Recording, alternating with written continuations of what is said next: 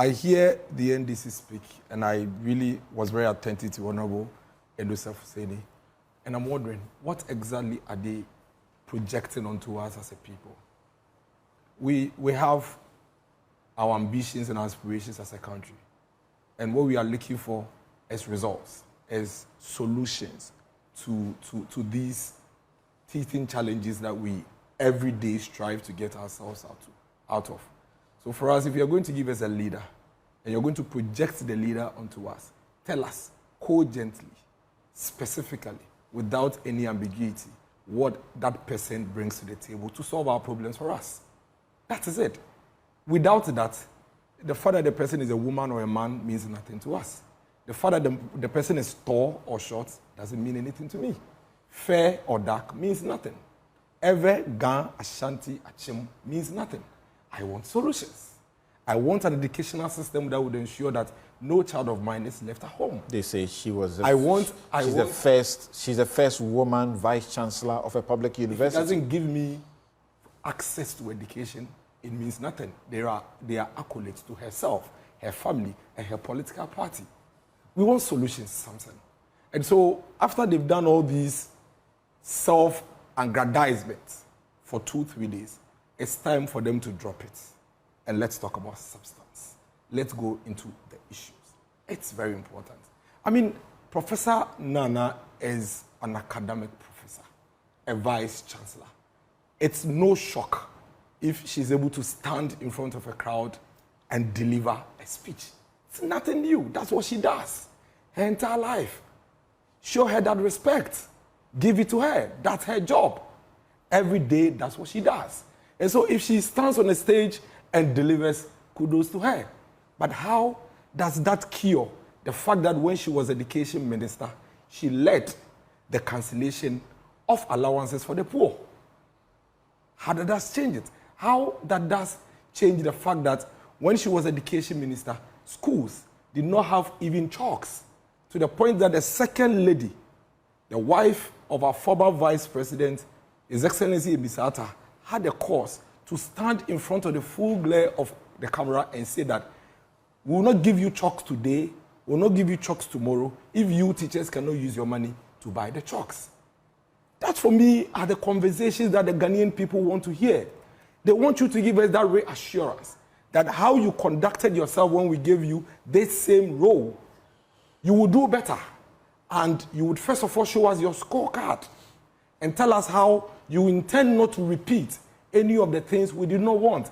It's not enough for an opposition party to come and list the sins and the ills of an incumbent. There is no incumbent government that you cannot list sins and ills.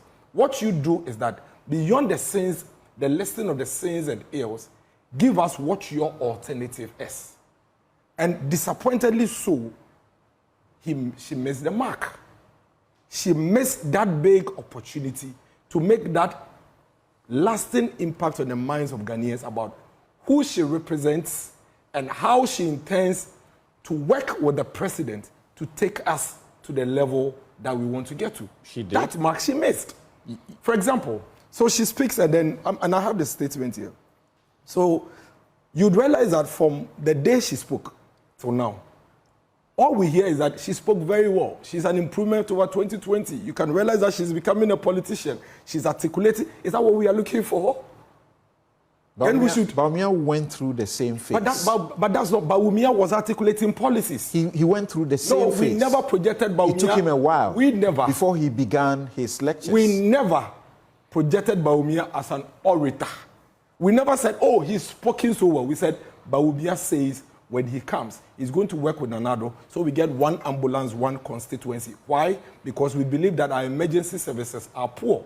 Bawumia says that we need to drive the fundamentals of the economy to reduce our dependence on imports. And so we need to increase production.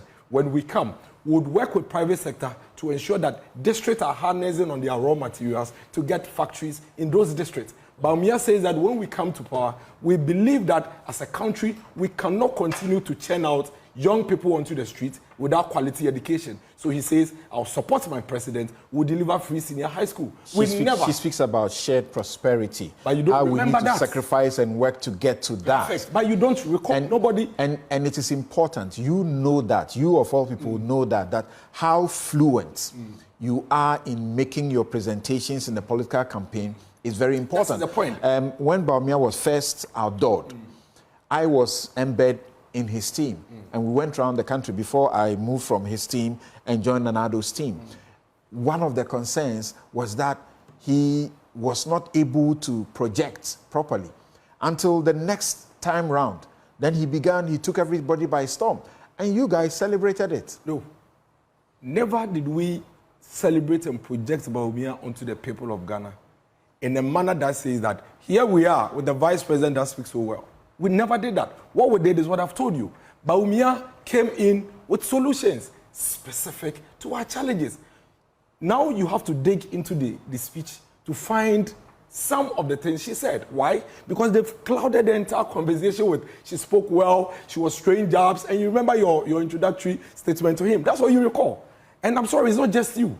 The millions of Ghanaians watching us, some say that's what they recall. And it's sad, it's unfortunate that we have a running mate that is seeking to support a presidential candidate, and all we can recall 3-4 days after her speech is how good she was in throwing jabs, throwing shades, and oratory skills. That is a problem. And I'll come to some part of the statement that maybe they themselves have refused to highlight, which is of substance to the people.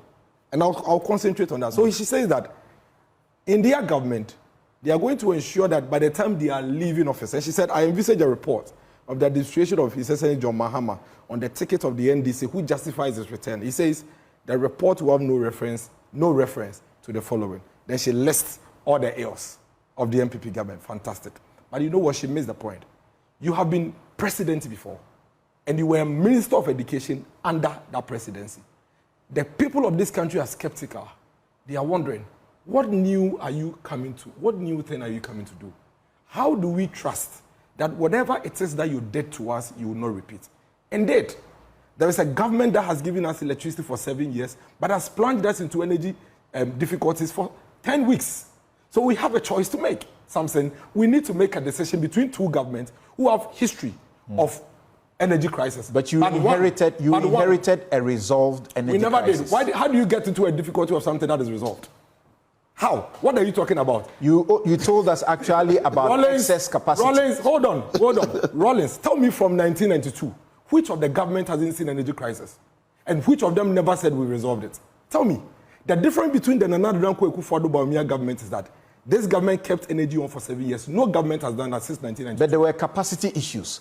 And the John Mahama regime is the one known to have gotten us to a point where you said now there is excess capacity. The population in 1992 and the capacity then, have you ever run the correlation to understand how many we were in the capacity we had then? Have you ever done that correlation to understand? So, no, let me make that point. It's very important. Have you ever done that analysis to understand where we were in the time during Kwadwo we had a crisis and where we were under Mahama when we had the crisis? The fact is that you had generators and yet we're in darkness. Does it make sense?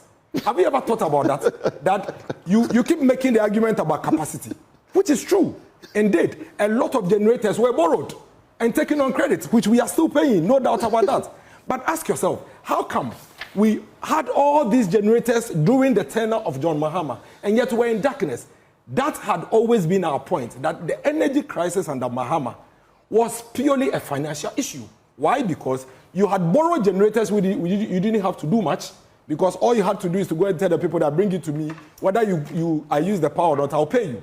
And then they come and put it there on credit. Then you don't have the money to buy the power, the fuel to power it. And so, indeed, the fact is that for 3 years out of your 4 years, we were plunged in darkness. For 7 years out of the 8 years, we've had power except for 10 good weeks. Let me make this up. So, the people of Ghana have a decision to make. Okay.